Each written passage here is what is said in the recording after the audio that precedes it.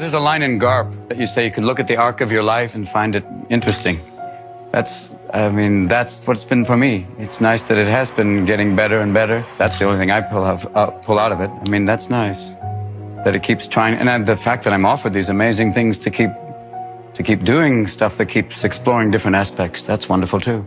Performing and doing all these things, we never acknowledge anything negative. And if you do, it gets very violent, like the time, what happens immediately after the scene you just saw is he starts to confront who you are. So I know who you are. And he would have really hurt Jeff's character if he'd gone any further. And that's why he goes, the hallucination guards against that. It is freeing to create that character because you can really explore kind of where you've been and the aspects of why you would want to deny and that kind of whole aspect of, performing for the sake of just avoiding. For him, love is such a delicate thing that and even getting it back again triggers another one of the breakdowns. It's so fragile for him. And that's what makes it interesting. That's why I did it. There's a sadness, and then you have to go, there's also hope.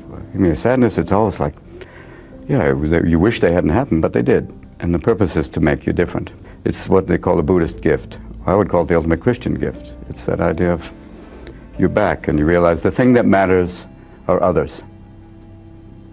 Way beyond yourself. Self goes away. Ego, bye-bye. You're not easy on yourself in this show, are you? No. As an alcoholic, I talk about, some warning signs, like DUIs in a cul-de-sac, things like that. The idea of, have you been through it to talk about it and see, this is what you go through. Heart surgery, alcoholism. I went to rehab in wine country just to keep my options open. These are things you got to talk about. You want to talk about it? No. Why is there such a heavy-duty problem with drugs? That addresses the psychology of a nation. That's why I talk about it. You try and tell people you do it. Just say no. No, just say Noriega. No, beyond that. It is something much, much deeper. And yes, you're right. There is something wrong. But people are slowly waking up. The time is over for just sitting going, it'll be taken care of. And I try to address it using the only weapon I have, comedy. And that's all we do. And I hope people wake up, and they are. We ask for your help, and we'll try and help from this end, and we'll meet, and there will be a kinder, gentler nation one day. Thank you. And we all have a great need for acceptance. But you must trust that your beliefs are unique, your own, even though others may think them odd or unpopular, even though the herd may go, that's bad. I don't envision myself as a teacher or as I can't proselytize to people even when we talk about drugs or anything. You just have to, I'm a player. And in the sense of just in the process of playing, you can talk about some interesting things, that there's things that, why we've evolved to make that connection, to go on, to do amazing things, and that moment, talked about this once, that there is that thing when you create, when you find that little tiny flash, when you find some idea. It's bliss. It's bliss. Well, because the brain gives you the same reinforcement that it does with sex. That's right. And the reason the brain gives you a little hit of endorphin when you create is just to keep you going. Here's a taste. Yes. Keep creating, you get another taste. Because you're only given a little spark of madness. And if you lose that, you're nothing. Basically, when you're really firing and it really works, it's like musicians have said it, or writers say it, you're just channeling. It's truly that's why you say that divine inspiration where it just passes. You're just letting it through you.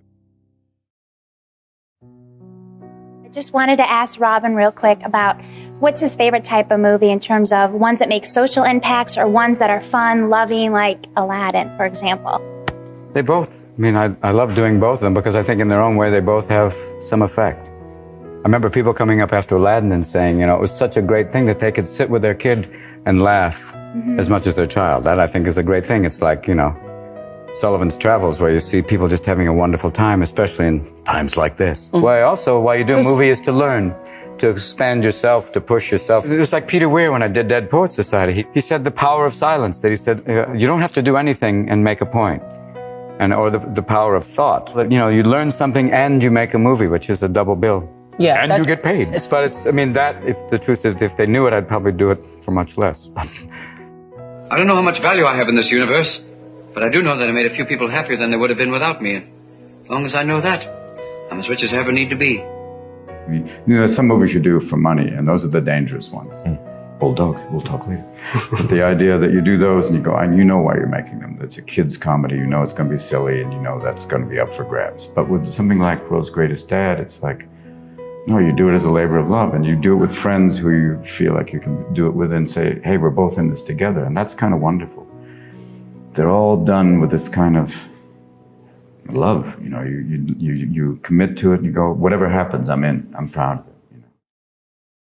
That's always what I want to do, is to try different things and kind of always change perceptions. And change the rhythm. You can... Yeah, break up. It is a rhythm. It's basically saying, okay, now we hit it, that, and then, hit a little harder and then back off and then go berserk like, with the stand-up, which is just free form, and then come back and play something so controlled like in 1 hour photo. Those are all possible. And having that range really helps. For me, it's great. And but having great friends and family that just make life extraordinary. And a world to still go out and see and learn about, which is the most important of all.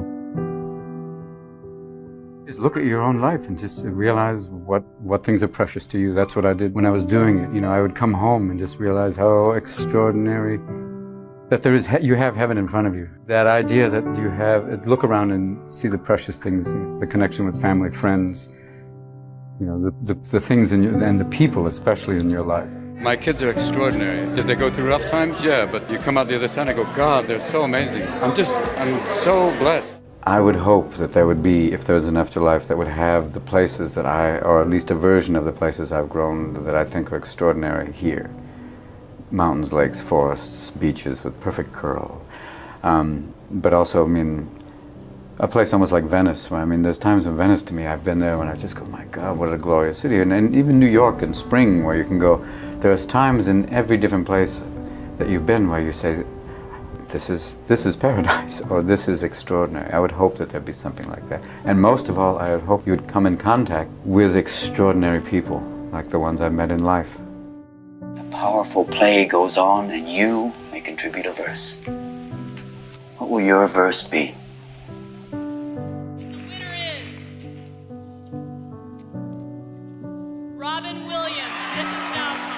Think your legacy will be? God knows.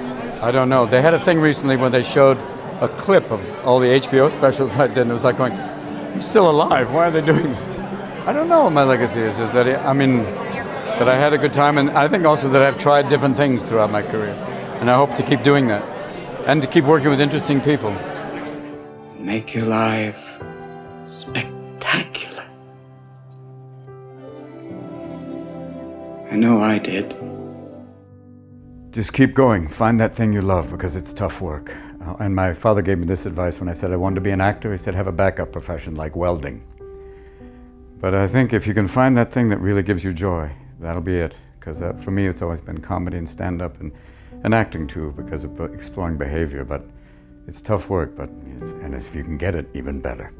Realize there are a lot of amazing people out there to be grateful for, and a loving God. And other than that, good luck. That's what life is about.